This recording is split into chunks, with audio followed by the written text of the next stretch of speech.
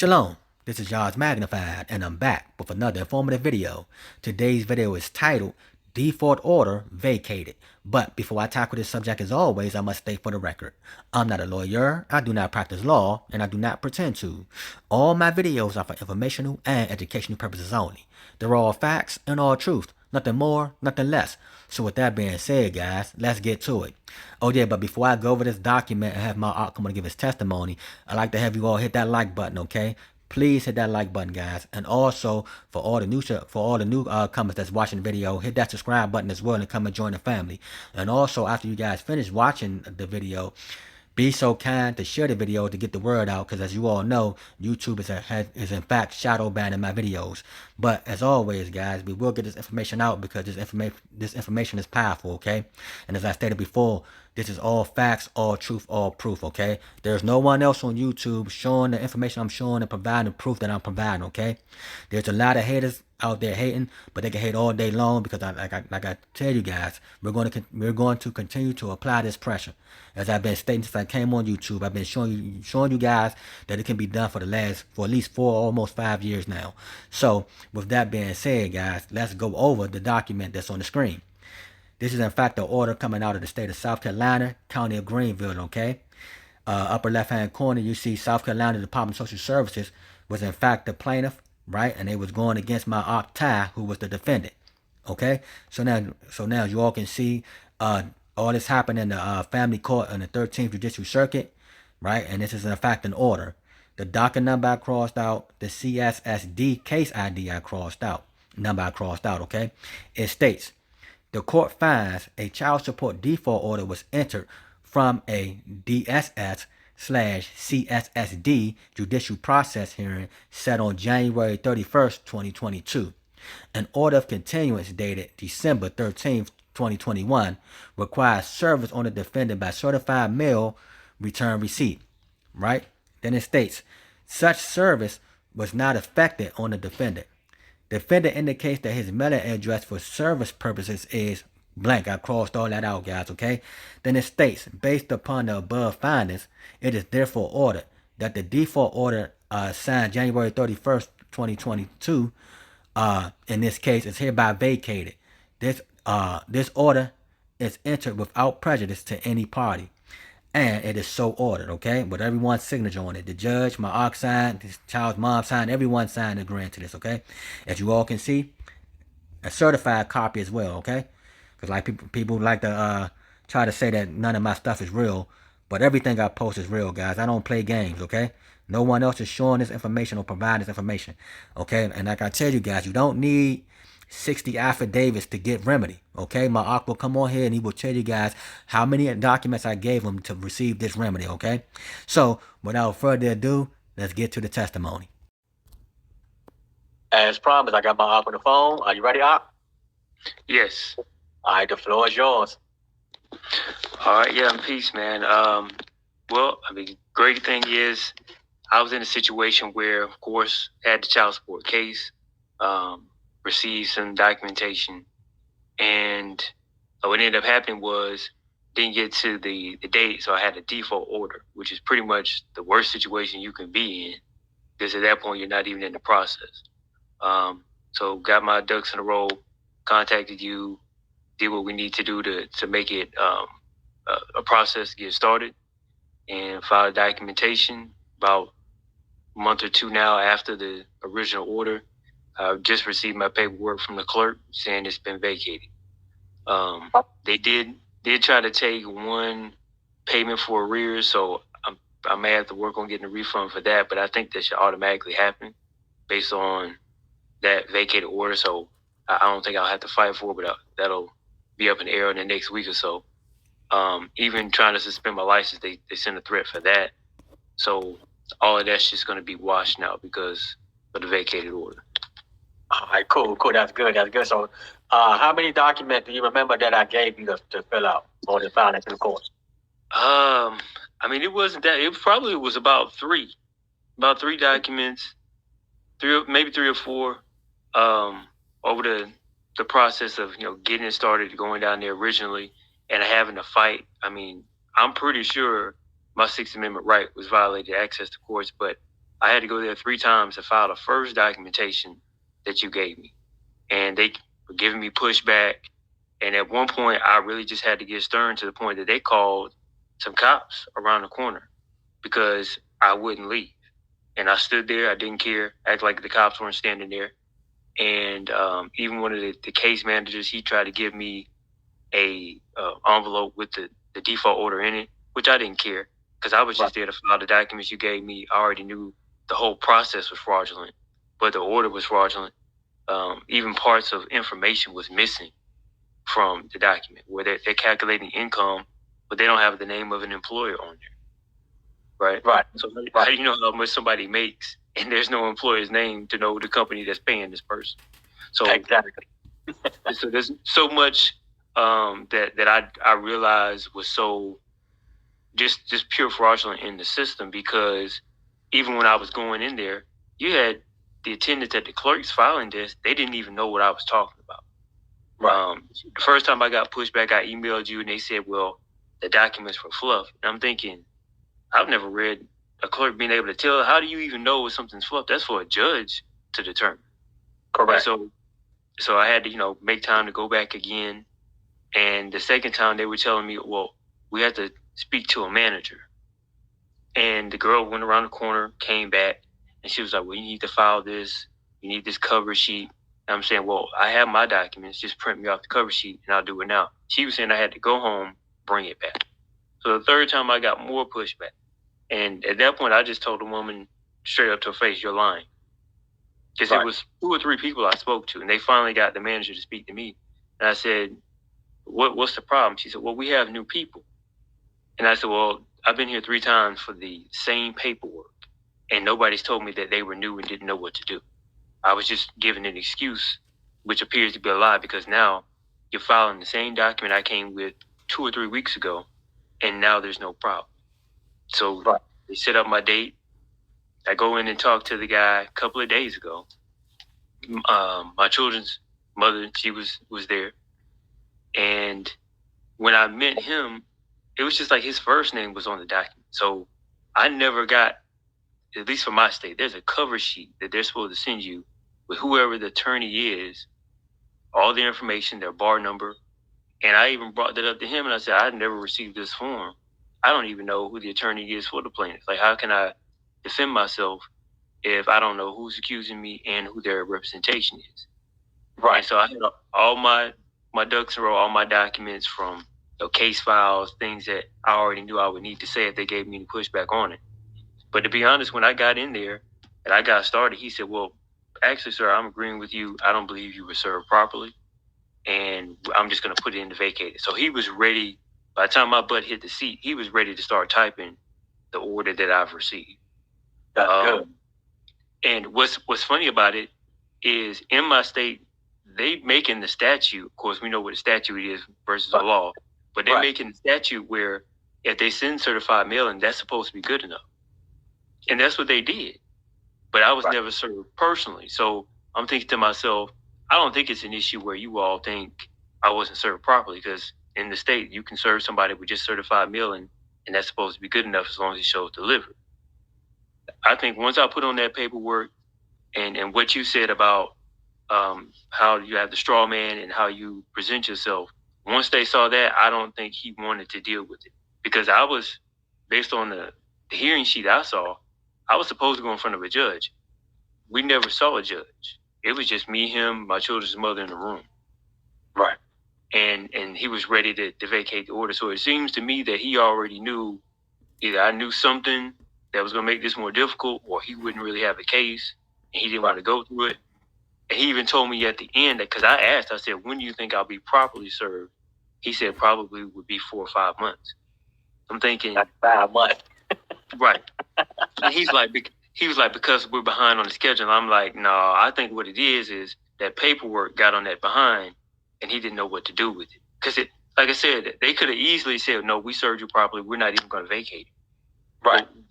Why go through me coming in there and then just being ready to do it without even hearing anything?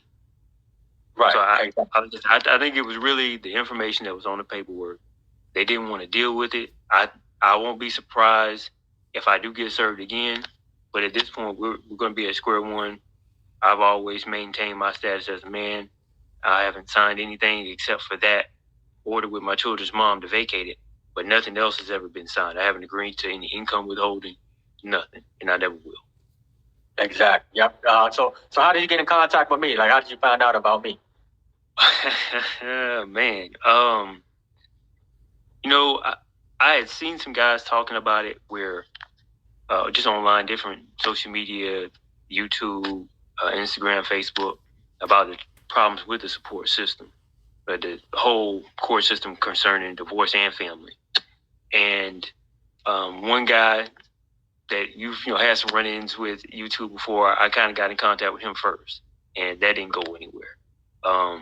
Just the tips and the information I was given pretty much kept me at square one. Another guy out in Texas I talked to, I didn't get a good feeling in my spirit about that one, so I walked away from that one.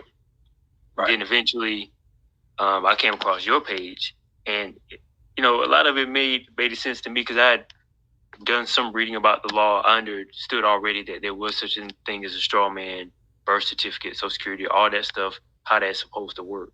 But I never knew how it worked with the child support system. And so when you were starting to break that down, tell your story, just seeing you on YouTube, that's really what made me stick to it, subscribe to the channel. And then, like I said, finally got my information up enough where I thought I knew what I needed to do, but I definitely didn't know about the paperwork side of it. Like, how is it supposed to look? What are you supposed to say? Where do you go? Who do you talk to? How do you send it? So that stuff I was, an amateur at. But, getting in contact with you, you had everything laid out of what I need to do and where I need to go. So that definitely helped. So let me ask you, was the gift worth it? Oh yeah, I mean it's still worth it now. I mean, like I said, if anything comes back up with it, I know I got you in my back pocket. If I can handle it, cool. If not, then I know I'm already in here with Team Yah. Yeah, and yeah, I can hit you up. But yeah, man, it was definitely worth it. I'll tell guys, if you're short on cash, even if you can find a second job, whatever you're going to have to do to get that gift for Brother Yah, because it's worth it. I mean, he's got to take out his time. He's had to put in time to learn all of this information. Like, people have to understand how valuable somebody's time is and the effort they go through to get information to help other people. So, yeah, definitely, if you got to get another job to get the ducks up, do it. It will be worth it, because right now what they're trying to say would be arrears for me is more than what the gift would have been for you. Yeah, do you remember that amount? It's like $3,800 they tried to say right now. And I even had a conversation before I spoke to you today with the Child Support Services customer service. No help at all whatsoever. Because I'm telling them I have a vacated order. They're saying, well, it's not in the file yet. But I told them they tried to do income withholding. And I said, if any money was taken, well, at this point, all of that has to be reversed. And she said, well, there's arrears. I said, no, ma'am, you have to understand, I have a vacated order. That means everything that happened after that date, that's null and void. Correct. Whether it's suspension of license, money, any of that has to be reversed, because the judge's order was reversed as if it didn't happen. So they're supposed to be talking to some case manager or something like that. I'm expecting to probably have to do multiple calls. I may have to hit you up about that. Maybe a refund testimonial as well. It won't be much. I think it was like $400 that they tried to take out of the arrears, but it's still mine. Exactly. It's your money. It's not the system's. Exactly. Right. It's your money. So, and also, since you have the order, you can send them a copy of the order that you have, because your order got the file stamp and everything else on it. You just send them a copy of that order, and then, once they get the order, then they're going to vacate everything and send everything back to you. So you should be good on that. They just need a copy of the order. That's basically what they were trying to tell you. Yeah, that's what I was thinking as well, because like I said, she didn't really seem like she understood what the word vacate meant. I mean, it's not really a common word anyway, and she wasn't a lawyer, so I'm assuming I probably would need to do the certified mailing to their P.O. box, or the address that they have, and just maybe put a notice in there saying any arrears would be waived, any amounts of payments taken from the arrears need to be reversed, all of that. Yeah, got to be refunded back. Exactly. So, so when you went to court, did you speak to anyone else who was going through child support?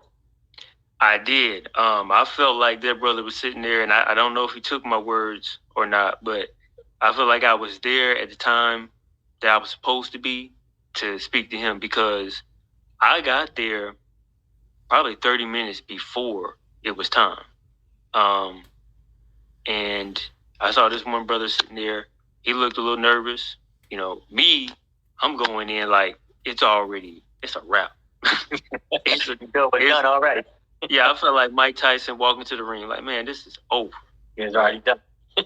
And and I go in there. I go through the middle of the text actually, and one of the cops, he was like, "Are you a lawyer?" Because I asked him. I said, which way is the courtroom? Because I hadn't had to go into actual courtroom yet to this point. And he was like, "Are you a lawyer?" And I said, "No." He's like, "Well, you look the part," because I was dressed to the nine. I was dead serious about everything coming in there. And that's how it's supposed to be. Yeah. Yeah. And even one of the black cops, he was like, "Yeah, you look like you got that type of energy on you." And I saw this brother sitting down. He looked nervous and whatnot. And I was like, okay, let me go talk to him, because he's the only other black man I saw in there. Only man at the time, actually, because it was just me and him. I was standing up.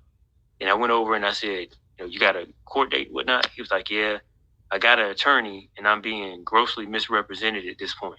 I said, oh, man. So I got to tell him. So I gave him my number. I gave him, the name of your YouTube page to look up. And I put some knowledge on him as well. And I said, look, what have you done so far? He said, well, I took the paternity test. I was like, oh, okay, so you acknowledge paternity. And I said, look, because he even told me, he said, I don't want to deny the child. Like, if that's my child, I want to take care of it. So, okay, so this is a good dude. He's not, just out here trying to run away from anything. He just wants to handle his own business like a man. Right. And I told him, look, you're going to have to be emotionless. You probably care about this child. These people don't. This is about money. Nobody in here cares about that child at all. Exactly. And I said, look, everything that they need you to say yes. They need you to say I agree, and they need you to sign stuff.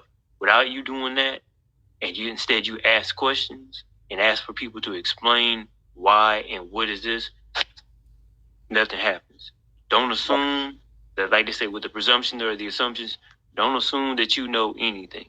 If they use a word, even if you know what the word is, ask them what do they mean. Because if you get in here and you agree to everything, that's what makes it valid. Not what they say is what they can get you to say. Exactly.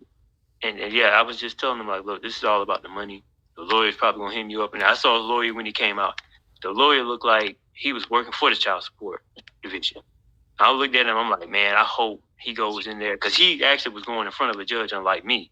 And that's what, kind of like God was telling me the difference between my situation and his. I'm like, hold on. I have a default order. If anybody should be in front of a judge, I'm supposed to be, right? Right. This guy's just coming in off the jump. And I said, okay, there's definitely something different between how I was moving and how he was moving, because they're treating both of us totally different. And I'm deeper in the process. They got me dead to rights, supposedly, right? Exactly. With a default. But here he is going through more than I am, and I'm walking out of the door. Matter of fact, that guy was there before I got there. I was gone before he came out. When I came out on my way, I asked one of the cops I was talking to, who actually was an alumni from my college, ironically enough, because he saw my my folder that had my alumni's symbol on it. And I asked, I said, did that guy come out yet? He's like, yeah, he just went in front of the judge. And I was shaking my head because I didn't know if he really understood what I told him. But like I said, I told him, look, your lawyer, he's just here to make money too. The best thing you can do, don't sign anything. He said he showed the caseworker his like 1099 and she threw it back at him. I guess there wasn't enough money. That's what he told her. That was his exact words. She was like, she ignored all my paperwork right here. I said, you know what? Don't show anything else. The only thing you need to be doing is saying you don't understand. You're asking questions. You need people to explain to you what it is. Because I told him, I said, look, you got to ask yourself, how is it that you have a child, you're a grown man, and somebody's telling you you got to pay them money for your child? That's the question you got to ask yourself. Yep. Why you in here? That should let you know everything is wrong right now. Because this is your child, and there's people you don't know your child, telling you you owe them money for that child. How does that make sense? Exactly. You know, I haven't heard from him, but I'm hoping he at least watch your channel, because you know that'll get the ball rolling for him. But I felt like I was definitely supposed to be there at that time to talk to him, if nothing else. Yeah. Another thing about that, I hope you do watch it, so now you can see you on there giving your testimony as well, so that I give him the strength to want to come over and, you know, get help as well. Yeah, I hope so. But yeah, man, the entire system, like I told him, is all about the money. It's not about your child, the best interest of the child. And you definitely have to do your study on your own, and then, you know, get somebody like you who knows the ins and outs and have more study to make sure everything is dotted and crossed. Yeah. All right. Well, y'all heard it from him. Like, share, subscribe. Hey, anything else you want to say before you go?